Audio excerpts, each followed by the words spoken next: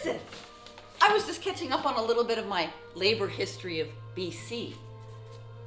You know, in our last video, Allison and I talked about how we're brand new stewards, and something that I've noticed at Haven is that, well, we're kind of, we don't have a lot of energy for the union right now. So it's something that we've been talking about. How do we raise interest and energy in actually being in a union?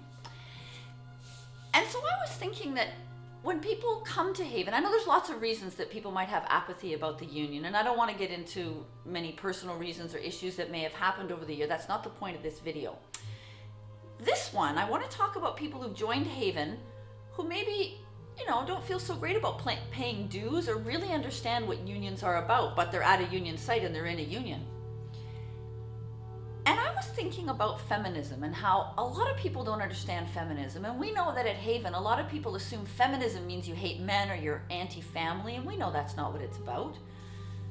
I kind of think it's similar with unions, that a lot of people misunderstand actually what unions have done for us.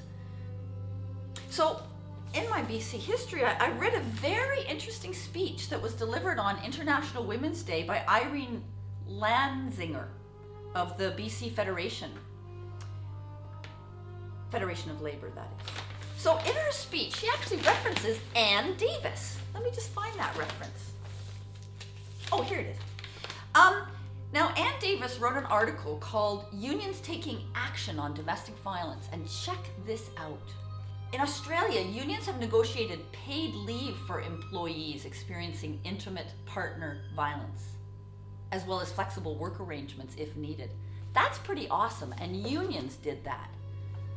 Anne suggests that, like right now, we have these WorkSafe BC recommendations and we have anti-harassment and bullying sort of policies, but she suggests that these regulations, that these need to have more teeth in them, that these recommendations actually become regulations that employers have to pay attention to.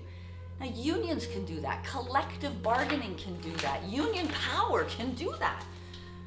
So there's the Labour Congress, the Canadian Labour Congress, actually came out with a survey of Canadian workers to determine the impact of domestic violence on workers. I'm going to send you the link because there's a survey you can do online, and this is the first research of this kind carried out in Canada.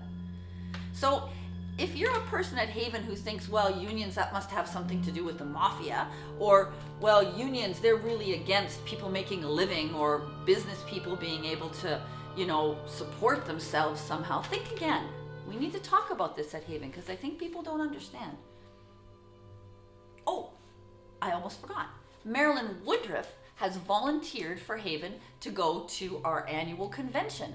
Thanks a lot, Marilyn, for doing that. So I think that's all I'll say right now. I should get back to reading my history because Ginger Goodwin was just having kind of a run-in with the police, and I want to see what's going to happen. See you next time.